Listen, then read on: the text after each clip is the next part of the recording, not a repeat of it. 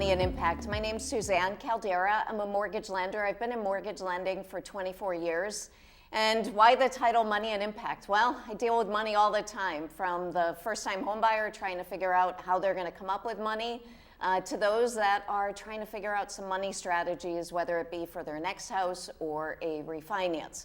And then in Impact, I've been really lucky throughout the course of my career in life to have met some impactful people that have made a change on me, and hey, I got a show now, so I'm lucky to have some folks that have said yes. And today, I am delighted to have the folks from Spinnaker Wealth Management here to sit with us. We've got Ron, we've got Lisa, and we've got the two Sarahs squared. Ron, you originally started the firm, and tell us a little bit about it. Gosh, I got into the investment side of the business because I couldn't answer a question. I had owned GE stock. We had a really great earnings report and the stock price went down. And I couldn't figure that out, so I came into this business in the twin recession area of 1980-82 and spent a lot of time as an analyst and muni bond trader and then a registered rep. But I started Spinnaker Asset Management because I felt that the retail investor was not being treated properly, that people were taking advantage of them. And so I wanted to use the institutional tools that I had to manage money for clients to make sure that they were being treated right. And over time, really financial planning became more important than just managing investments. And so I needed to really change the direction of the firm so the financial planning became more important as opposed to managing the investments. And in a networking group, I met Lisa. Lisa was exactly what I needed and what I think the team that we've built needs. Someone who is smart, driven, and very focused on clients. And that's really how the firm came to be. Lisa, I'm curious for you, what are some of your drivers for the practice and that keep you going? So for me, I just love working with people. So I have a little over 25 years in the financial services industry. 20 years of it was in the operational space. And for the last 5 years, I've been working for Ron in independent practice as a certified financial planner. And how about you, Sarah? What was your journey? I started as an educator and made my shift into the financial industry about 8 years ago. And really what drives me is education. And I approach every client, whether it's a first-time meeting or an annual review, with education. Because I always want my clients to leave my office feeling confident, educated, and excited about the decisions they've made or the planning that we've done together. So really, I'm an educator at heart and have really brought that into my financial world. I'm excited to ask you last, Sarah. How about you? So I help with administrative duties at Spinnaker. So that frees Ron, Lisa, and Sarah to spend time with you educating and developing a plan. And then once you do that, I help open up accounts and do paperwork and get everything organized and manage clients. She's awesome. We couldn't ask for a better admin. Oh, that's great. And now, from your early days in starting with financial planning and realizing that that people needed direction to, say, today's clients, what do you see as some of the biggest differences from what people thought about before versus what they're thinking about now? Well, things have changed so much.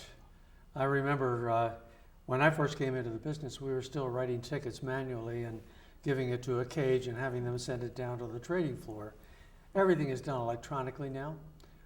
Machine learning has really allowed models to come in and really run 75 to 80% of the volume that goes through all of the exchanges now. And so we've had to really adjust. We look for longer term trends. We try to make sure that our clients are positioned properly in the right models. Currently, with the market where it is, overvalued, we're really employing risk management techniques to make sure that clients are well taken care of and realize the objectives that they want. So things have changed quite a bit over the last 44 years I've been in the business. I've noticed too changes since I've been in the business. You know, back a few decades ago, a lot of it was performance and investment management. Folks are now, you know, that is still very important, but financial planning has become a huge piece of the component. You know, am I saving enough for retirement? Am I saving in the right vehicles? You know, am I pre-tax? Am I after-tax? Is my insurance properly set? So you really want to look at the whole picture. That is one of the reasons I became a certified financial planner, was to do more than just the investments, to really help people with Social Security strategy. You know, when should you be taking it? How can you optimize it? What do you all see as some of mistakes that investors will make if they decide to go about it on their own? Say that they, you know, decide to be their own retail investor. Well, do you want to mention? Well, I think there's two things to consider, right? I see a lot of times people just taking the greatest stock tip, right? I heard this, someone said this on Facebook, or, you know, my mechanic saying this, or they're getting the information just from the general public, and they're not doing a whole lot of research. So when clients come to us with, can you check out this company, I might want to invest in this company, there's really two buckets that falls into. We want to look at the fundamentals, which is the balance sheets, the cash flow of the corporation itself. And then we want to look at the technical analysis, which is the trading charts, right? Which is something Ron loves. That's his wheelhouse. He loves to look at the oscillators, right, and tell us what the trends are doing, which is super helpful because it helps us help clients make educated decisions of, yes, we can add this to your portfolio, or it's not something we recommend, but if you want to do this on your own in another account just to say that you did it and see how it goes, you know, you can do that. We'll set that account up for you, you put the position in it, and let's see how it goes. And I'll piggyback off that for a minute, that back to the basis of education. A lot of people don't know what their options are. Right. And you know, we approach our planning holistically, as Lisa had said. So we're looking at the whole picture. We're not just looking at your investments. We're looking at the risk management, the insurance, and your goals. Where is it that you want to go? Where do you know, from point A to point B, we help you get there with a roadmap. That when an investor does that on their own, they might not know all their options. They might not understand how they can create a fixed income if they want, with a long-term care strategy to back it up. And that really comes from us educating our clients that they won't get that education on their own. Why do you think, and anyone can answer this, why do you think a lot of people, or maybe it's just my perception, don't engage with a financial planner or engage too late? Well, I think that people feel as if it's their duty to run their own finances, and they're either in business or they're working for another person, and they don't really think about the need for strategies, the need for longer-term analysis, so that they're not constantly trading. I think the big shortfall for most investors is that they are concentrated too much on the short term. They don't do a lot of the research that they should do, and so they miss out. They churn their accounts and they tend to lose money. We try to look at the longer term, the major trends and the dominant factors that are in the marketplace at the time, and try to steer clients into that particular area.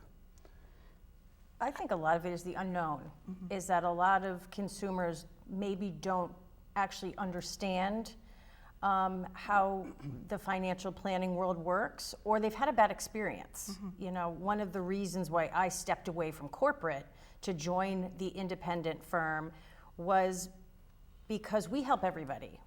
Some people might be hesitant to talk to a financial planner because of cost. Well, I've heard they're very expensive. I've heard, oh, it's $3,000. That's not the case in every single financial situation. And at Spinnaker, we want everybody to come in. We want to help our communities build their finances. And I think that that's a hesitation that people have heard down, you know, through the grapevine. Well, you know, financial planners cost a lot, or, And that's, unfortunate, because that's not everybody falls under that same umbrella, and Spinnaker sure doesn't. I agree. And also, too, a couple of reasons that I've seen personally is, as Sarah mentioned, cost. People are afraid of the unknown. How much is this going to cost me? And the second is sometimes they're just disorganized and they have their head buried in the sand and they don't want to. They may feel they don't have enough saved for whatever goal, whether it be retirement or buying a home, and they're panicked, and it comes with embarrassment. And it's a very vulnerable situation to sit down with somebody you do not know and hand over all of your financial information and say, help me, right? People put a lot of trust in us. We are fiduciaries, right? So we always have to put our client's best interest ahead of anything else. And I think once people get to know us, they get more comfortable, and then information starts to trickle in. But we have software and education and tools that help get that picture put together. And I can tell you, every time I sit to work with someone, they may come in stressed, their shoulders are high, they're all tight, they're close, and by the end, they're like our best friends. They're relaxed, and they have a plan, and they feel better. And it's just I love this industry. It's such a great job to be able to service people and make them better than when they first met us. I can attest to that for sure. It's interesting to see clients when they come in and they're anxious, and they go in and they go into the room with Lisa, Ron, and they sit down and they have these meetings. And then when they leave, they are happy and relaxed, and they are ready to do what they need to do, and they have a plan, they know what to expect, and they feel optimistic about what's going to happen next. I think there's one other thing, and the world has become much more complex. And the pace of life is a lot faster. And I think that if you had a broken leg, you wouldn't go to a plumber to get your leg fixed, you go to a doctor. If you have any questions, and the world is really so full of questions that aren't answered, if you worry about your finances, you need to go to someone who's a specialist in that area. Financial advisors, as opposed to registered reps who work for brokerage firms. Financial advisors, and we built this firm to be independent, so we don't have we have no biases, we have no prejudices one way or another. We only want the best answer for the client. And so we are in a really good spot to help a client objectively, independently solve financial problems. And that's really what we do. We're problem solvers, only we're in the financial area. Absolutely. We do. We solve problems. And for the consumer that may be watching this, that may be with one of those named type brokerages, what can you say are some of the differences in, say, using your firm as opposed to one of the larger names? A lot of the broker-dealers have their own mutual funds. They have wholesalers that come in and they pitch them particular products, services that they get paid well for. We're independent. We don't take wholesalers' recommendations. We don't have mutual funds that we push. We look very hard for the lowest cost solution for a client. So it's as if there were 15,000 solutions to a problem, we can choose any one of those that best fits the client. Whereas broker-dealers will often move toward one that is beneficial for the client, but beneficial for them too. And we are a fee-only business. We offer all of our services for one specific fee, and that's it. And the only way we get a raise is if our clients make money and their clients' objectives and goals are met. For me, one of the reasons I left the corporate environment is there's a lot of focus on production. That's not necessarily wrong, right? It keeps people motivated. But what I find is sometimes that gets lost because you have to focus on your production, but clients need servicing as well. So what they get from our firm is we don't have those production goals. So if I need to stop my day and sit and take a 15-minute phone call from someone, there's no problem doing that, right? And that's why I found it more fulfilling to be in the independent space. I'll never go back to the corporate space because I find that I can really work with clients how I want to work with clients. When I was in the corporate space and I told my director I wanted to become a CFP, he didn't have a positive response to that. And I thought, why would you not want me educated? about all categories, right? That's a massive exam. That covers taxes, estate planning, insurance, retirement investments. It's a 7-hour exam. And you have to be proficient in every category to pass that and earn those credentials. Sarah and I have a lot in common. We're both big into education. I probably should have been a teacher, but I really love financial planning. So this is where I landed. This is where I'm staying. I even went on to obtain my MBA. So I think I'm done with my schooling now. I'll just continue to, keep pace with what's going on in the industry. But I couldn't ask for a better company and better people to work with. And I think overall, education has always been an important part of my life. As an engineer, I came into this business with a big question: why does it not work the way I think it should work? And I found that I have to continually read, continually educate myself, and I think education for everyone, CFPs, MBAs, I think it's the most important thing. Continual learning, whether it's legislated or not, is to the benefit of every client we have. Have you found particular clients that gel better and appreciate your service better than others? I don't think so. I think the general population, most people are good and they're looking for help. So it's really anyone who's looking for a partner collaboration on their financial picture. So Yeah, I think it also goes along with, people will come to me and ask, well, do you have a minimum that you take? Because I don't have a huge amount of money, but I need someone to help us. And the answer from me is we don't. Yes, we have a break point where we become profitable, but everybody needs help. And in a complex world like this, you can't just get that help by going to a dictionary or going to a Wikipedia or whatever it happens to be. And so we'll take on clients. We begin retirement plans from scratch.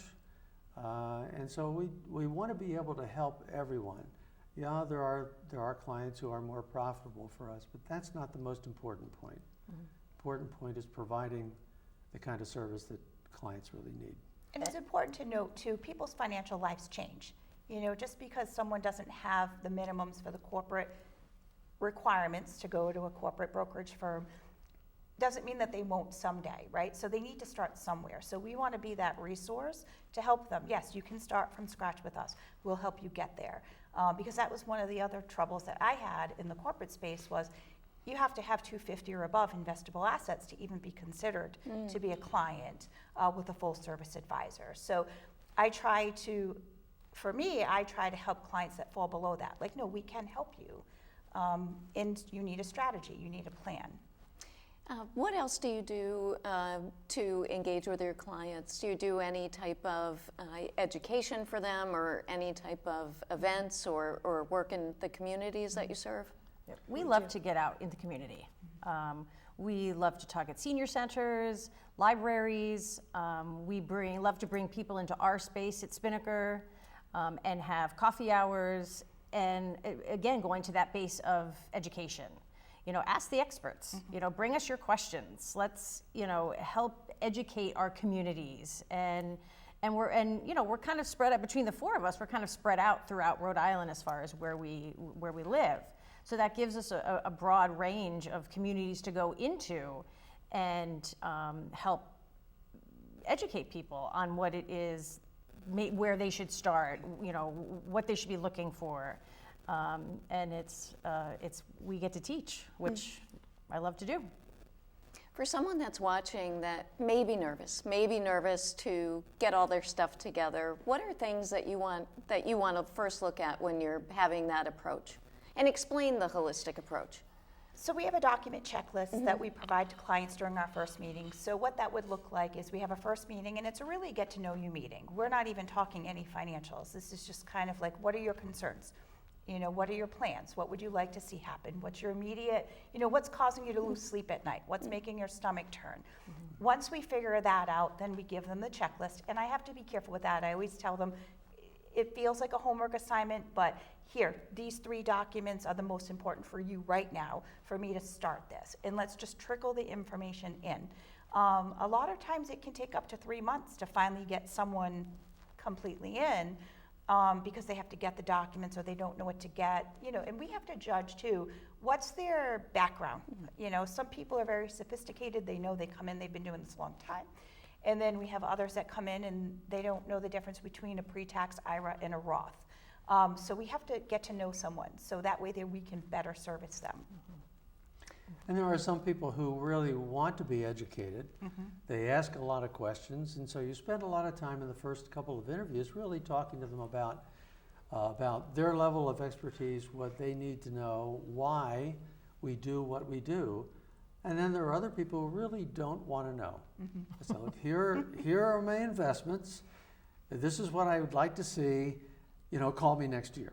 So, and I can appreciate either way. My sister is very much like that. We run her investments. She is very agnostic about finance. I don't understand them, and yet she has these huge Excel spreadsheets. She can do an Excel spreadsheet, but she doesn't really care about the finances. So they run the gamut from very sophisticated to I don't want to know anything. And we also work with other professionals as well. We are holistic planners. So we are looking at the whole plan, not just the investments. We have professionals that we work with to help with estate planning. We work with attorneys. We work with CPAs. If somebody comes to us, a little new in this space and like, well, I don't have an attorney. We have wonderful relationships with other professionals in the community that we feel very confident to refer our clients to. And that's another reason, it's so important, Lisa said, that we really get to know our clients, because then we can refer them and know where to refer them to other professionals that we're close with, that we know will be a nice professional relationship for our clients also. Right, it's like a one-stop shopping. It seems it. In this day and age where a lot of stuff has been gamified with apps, and I track a lot of times what I'm eating and things like that for tracking and staying on top of any particular plan that you've helped clients with. How often do you meet with them throughout the year? Initially we're getting to know them, so we're meeting with them periodically, sometimes once a week, sometimes only once a month. But generally speaking, we have quarterly reviews, quarterly performance reports that we give to every client.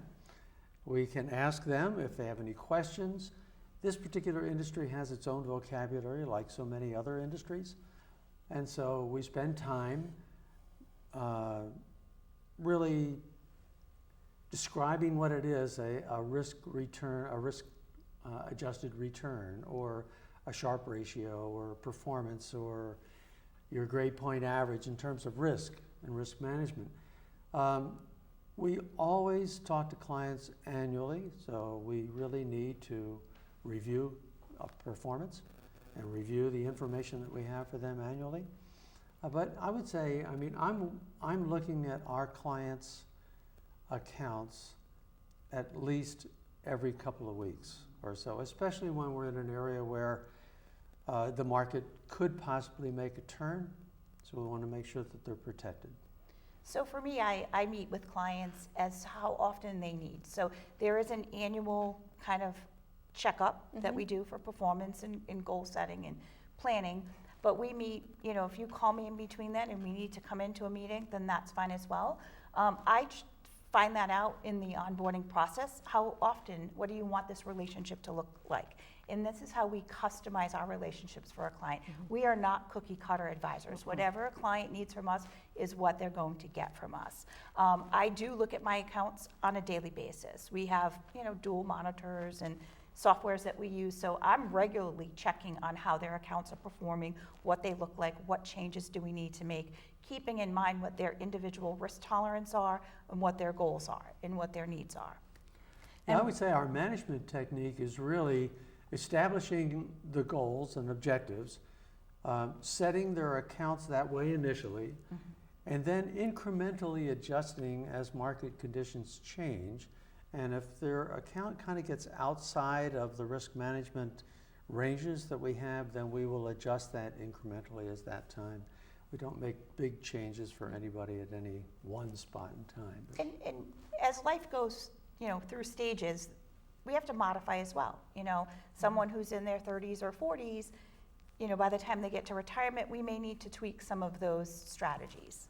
And how do you deal with people's emotions, especially when markets can be volatile? And we're recording this right after, the election. And I know there was some volatility this week. There was volatility on the mortgage end. How do you deal with that when clients are reaching out to you saying, I want to pull this, I want to pull that? Or We make ourselves visible, Yes. and available. And that's, again, why we're in the independent space, is that we are always there for our clients. And we want them from day one to feel comfortable, to feel that they can come to us and not feel, oh gosh, is this a silly question, or I don't have that much money, or we want that client at our conference table telling us, I'm scared, I don't know what this means, I'm nervous, because that's what we are. That's why we're advisors, is to really work through that with our clients. Yeah, and it depends really on who you ask that question to.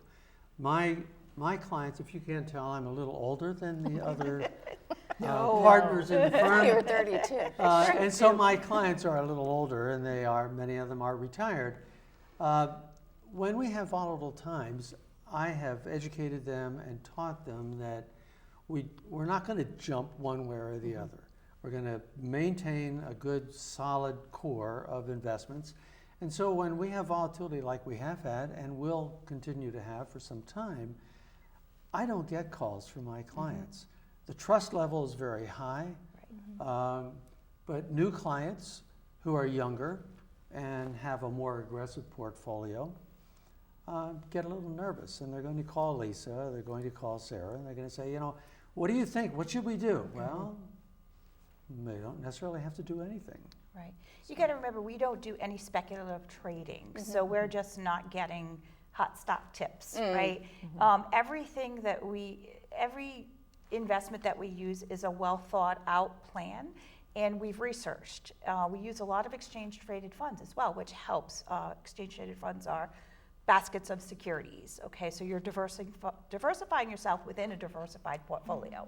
So that helps. But, I did have my phone in my hand the entire day, the day after the election, because I was anticipating those calls.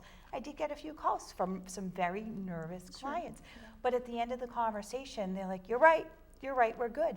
And it's just reminding, there's a plan in play. You're not really affected by the day-to-day. So I can speak to that just a little bit. They really are patient and they're educators, and they will help you understand. So even though I have a very baby Roth here at Spinnaker, I was concerned, I saw the market moving, and so Ron took time to sit down with me last night, show me what positions where my money was and why, and what the long-term plan was, and that there really wasn't anything major that we needed to do yesterday. Awesome. And it made me feel better. So. Well, I think that that's a great way to end it, and a testament to the firm that not only an employee, but also a client. And for more information on today's guests, please keep an eye out on the credits and send me an email. As always, it's Money and Impact, and I'm Suzanne Caldeira. Thanks.